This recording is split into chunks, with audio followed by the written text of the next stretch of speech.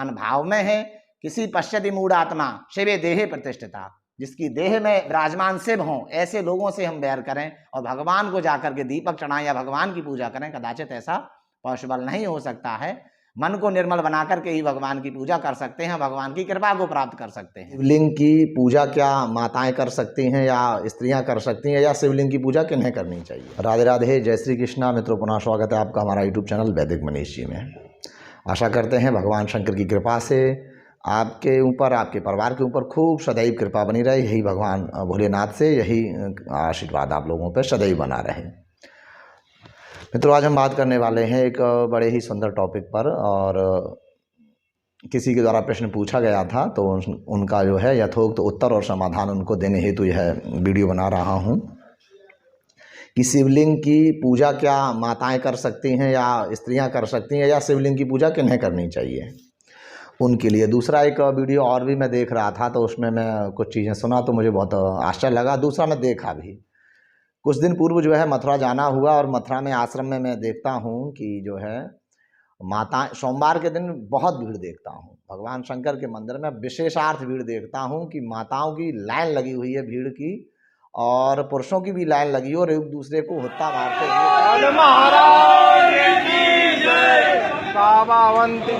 सब लोग एक दूसरे को आगे बढ़ने की कोशिश करते हुए। अक्सर हम लोग ऐसा दर्शनार्थ देखते हैं कि मंदिर जब दर्शन करने जाते हैं तो एक दूसरे को पैर को चल जाए या कुछ हो जाए तो हम ये गौर नहीं करते, हमें तो बस अपनी थाली, अपना लोटा और अपना सामान पूजा का और भगवान भोलेनाथ की पिंडी दिखती है। लेकिन यह गौर नहीं कर पाते कि क्या हम ये ठीक कर रहे हैं, क्या हम ये अच्छा कर रहे हैं, ये समझ में हमें नहीं आ पाता कि ये कितना अच्छा है कितना बुरा है। और पुनः वही विषय की बात की शिवलिंग की पूजा किन्हें करनी चाहिए, तो बड़ा अच्छा मैं एक श्लोक बोलना चाहूँगा, सुनिएगा सावधान पूर्वक। तीर्थे दाने जपे यज्ञ, तीर्थे दाने जपे यज्ञ, काष्टे पाषाण के सदा, शिवे पश्यति मूढ़ात्मा, शिव देहे प्रतिष्ठितः।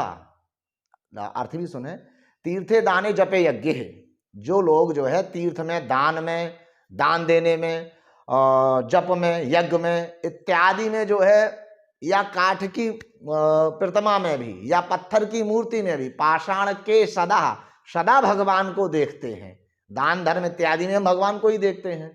और जो लोग ऐसा करते हैं उनके लिए क्या यह श्लोक का अर्थ है वह सुनिएगा आप। शिवे पश्यति मूढ़ात्मा, शिवे देहे प्रतिष्ठितः। शिवे पश्यति मूढ़ात्मा, जो मूढ़ात्मा मानी मूर्ख लोग हैं, शिवे पश्यति मूढ़ात्मा, शिव को जो है कहाँ देखते हैं? इन जगहों पर। तीर्थे दाने जपे यज्ञ, काष्टे पाषाण के सदा, शिवे पश्यति मूढ़ात्मा, शिवे देहे प्रतिष्ठिता।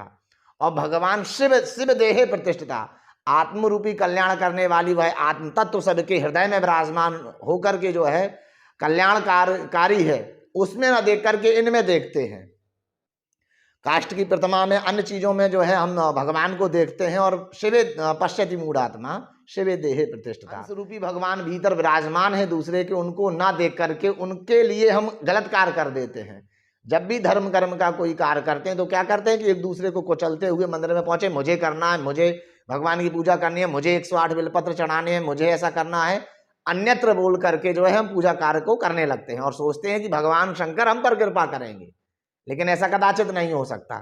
भगवान शंकर हम पर कदाचित भी कृपा नहीं कर सकते और कृपा करते भी नहीं है। मैंने ये भी देखा पूर्व में 8 दीपकों से माता जो है नित्य पूजा करती हो और उसके परिवार में आए दिन अनहोनी होती हो, और दुर्भाग्यवश प्रारब्धवश वह जो है यह कष्ट भोग रही हो, लेकिन फिर भी उसे यह समझ में ना आ रही हो और अपने स्वभाव को ना देख रही हो कि मेरा स्वभाव कैसा है। मेरा जो है वाचाल स्वभाव है, वाचाल मेरी वाणी हो गई है, चंचल स्वभाव है, मन तो निर्मल है ही नहीं।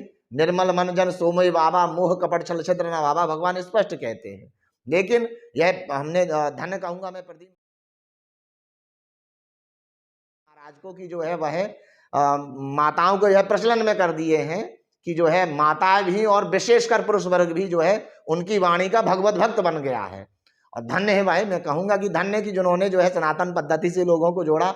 लेकिन यह भी समझ लें आप कि कहने का तात्पर्य यह नहीं है कि जो है आप मात्र भगवान शिवलिंग में ही सारे कष्ट दूर हो जाएंगे पूजा करने से। शिवलिंग की पूजा कर लेंगे कष्ट दूर हो जाएंगे। शिवलिंग शिव जो है रुद्रोलिंगम उमापीठम, रुद्रोलिंगम उमापीठम, और ये तो रुद्र उपनिषद का वाक्य है, रुद्र कठोपनिषद का वाक्य है यार, कि जो भगवान शिव स्वयं ही लिंग स्वरूप है। कोई कहता है कि भगवान की प्रतिमा जो है वह लिंग है, कोई कहता है कि जो अर्घ है वह योनि के रूप में है। ध्यानपूर्वक सुने, लिंग पुराण का ही श्लोक सुने। लिंग वेदी महादेवी लिंगम साक्षात महेश्वरा, लिंगम वेदी महादेवी लिंग साक्षात महेश्वरा। जो अर्घा है वह साक्षात देवी का स्वरूप है, और साक्षात महेश्वरा जो लिंग के रूप में भगवान का प्रतीक विराजमान है। जैसे हम प्रतीक कहते हैं कि भगवान जो शिवलिंग है वह प्रतीक है, मानी शिव का ही एक अंशावतार में ही विराजमान है वह, और वो प्रतीकात्मक रूप में जो है हमें सभी कष्टों को हमारे दूर करते हैं। उनके लिए इतना अनर्गल वाक्य हम लोग सोचते हैं कि क्या हम उनकी पूजा कर सकते हैं, कि किन की पूजा करनी चाहिए, किन की नहीं करनी। और भी सुन लो थोड़ा सा एक श्लोक, क्या कि ना देवो विद्यते काष्ठे ना पाषाणे न मृण्मये भावेषु विद्यते देवो, भावेषु विद्यते देवो तस्मात् भावो ही कारणम। कि भगवान किसी काठ इत्यादि की मूर्ति में या पत्थर इत्यादि की मूर्ति में नहीं होते। भगवान जो है काठ इत्यादि की मूर्ति में नहीं होते। कहाँ होते हैं भाई? गौर से सुने, कान खोल करके। भावेषु विद्यते देवो हो, भगवान वहां प्रकट होते हैं जहां हमारा भाव प्रकट होता है। माना कि हमारा भाव शिवलिंग पर है, लेकिन इसका तात्पर्य ये नहीं कि बगल में खड़ी माता या बगल में खड़ा पुरुष उनको भी हम उतेलते चले जाएं और हम आगे बढ़ जाएं। ऐसा कदाचित उनको शिवे देहे प्रतिष्ठिता, वही बात है ना कि शिव स्वरूप जिनके हृदय में विराजमान है, सबके हृदय में शिव स्वरूप विराजमान है, उनको कष्ट दे करके, उनके बारे में अनर्गल सोच करके, अनर्गल बोल करके, भगवान शिव की पूजा करके वो हमारे कष्ट दूर कर देंगे, ऐसा कदाचित नहीं हो सकता। तो इसको समझने की, बहुत अच्छी तरह समझने की आवश्यकता है। ये प्रायः हमने देखा है कि हमारा समाज जो है एकदम भगने लगता है। पड़ोस की माता कोई जा रही है तो हम भी उसके पीछे जो है चल दिए आराम से, और पूजा करने के लिए आतुर होकर के, नहीं पहले हम भी जाएंगे। मंदिर की सफाई हो चुकी हो, भगवान शंकर साफ सुथरे बैठे हो, लेकिन नहीं, हमको तब भी पूजना है। मंदिर का घंटा जो है, मंदिर की कुंडी 12 बजे बंद हो जाती है, शिवलिंग शयन कर रहे होते हैं भगवान, लेकिन नहीं, हमको तो गेट खोल करके शिवलिंग की पूजा करनी है। कैसी अंधभक्ति हम लोग कर रहे हैं। भगवान ही मालिक है। भावेषु विद्यते देवो ना पाषाणे न मृण्मये तस्मात् भावो ही कारणम। प्रमुख कारण होता है भाव, भाव के वश में है भगवान। हम पता नहीं क्यों, लेकिन भाव भी कहें कि एकदम प्रकट हो जाए, बोले हम आंख बंद करें भाव प्रकट, कदाचित ऐसा भी नहीं हो सकता। भाव प्रकट करने के लिए यही साधन है। भाव प्रकट करने के लिए निर्मल मन बनाने की आवश्यकता है। कब निर्मल मन होता है? साधना के द्वारा, तपश्चर्या के द्वारा, ब्रह्मचर्य के द्वारा, नियम के द्वारा, और ध्यान धारणा समाधि इत्यादि के द्वारा। भाव ये नहीं कि हम भगवान को वस्तु भोग करा दें, 1 लाख का भोग लगा दें, या 108 दीपक या 1008 बिलपत्र चढ़ाने पर भगवान प्रसन्न हो जाएंगे, कदाचित नहीं। पहले मन को निर्मल बनाइए, और शिवे पश्यति मूढ़ात्मा, भगवान शिव को हर जगह देख लें, भगवान एक क्षण में हमारा कष्ट दूर कर दें। लेकिन कब? जब भगवान के प्रति हमारी ऐसी भाव हो, और ईश्वर अंश जीव अविनाशी के रूप में हमारा ऐसा भाव हो। और एक और छोटा सा श्लोक बोल दें, शिवोपि शबताम याति ही, शिवोति शबताम याति कुंडल्याम विवर्जिता शक्तिहीनस्तु या कश्चित, शक्तिहीनस्तु या कश्चित समर्था स्मृतो बुधहि, समर्था स्मृतो बुधहि। माता पार्वती के बगैर शिव हो सकते हैं क्या? और क्या हमारे सनातन शास्त्र में बगैर स्त्री के पुरुष हो सकता है क्या? नहीं हो सकता ना। तो हमारे सनातन शास्त्र में बगैर, क्योंकि स्त्री के बगैर जो है पुरुष नहीं हो सकता। और अर्धनारीश्वर जो भगवान स्वयं बन गए हों, जहां अर्धनारीश्वर का जो है रूप ले लिया हो भगवान ने, अर्धनारीश्वर का रूप धारण करके जो है जगत कल्याणार्थ के लिए जो है स्वयं एक अंग से जो है स्त्री और एक अंग से पुरुष, सृष्टिकर्ता ब्रह्मा भी जब सृष्टि रची तो बगैर स्त्री के जो है कल्याण नहीं हो सकता। तो कहने का तात्पर्य वही कि चाहे स्त्री हो, चाहे पुरुष हो, चाहे कन्या हो, चाहे कोई भी हो, जिसके मन में ऐसे भाव होंगे, कैसे भाव होंगे मैंने आपको बताया, वह भगवान की पूजा कर सकता है और उसका कल्याण हो सकता है। एक छोटा सा और श्लोक सुनने की कोशिश करिएगा कि लोग कहते हैं भगवान कृपा नहीं करते। जब भगवान कृपा करते हैं तो ये सोच लीजिएगा कि यस्याम अनुग्रहणामि हरिष्ये तद्धनम सनई करोमि बंधु विच्छेदम सर्वम क्लेशादि जीवनम। भगवान जब कृपा करते हैं तो इस प्रकार कृपा करते हैं, कृपा हर कोई नहीं ग्रहण कर सकता भगवान की। सर्वम क्लेशादि जीवनम यस्याम अनुग्रहणामि, जब भगवान किसी पर कृपा करते हैं, यस्याम अनुग्रहणामि हरिष्ये तद्धनम सनई, उसका सर्वप्रथम धीरे धीरे हर धन छीनते हैं। करोमि बंधु विच्छेदम, उसके बंधु बांधवों से उसका विच्छेद करते हैं, दूरियां बनाते हैं, झगड़े करते हैं। भगवान कृपा करते हैं, सुन लीजिए गौर से। करोमि बंधु विच्छेदम सर्वम क्लेशादि जीवनम, उसका पूरा जीवन क्लेशमय कर देते हैं। कोई चाहेगा भगवान ऐसी कृपा करें? भगवान की अहेतुक कृपा है, कैसी हो हम नहीं जान सकते।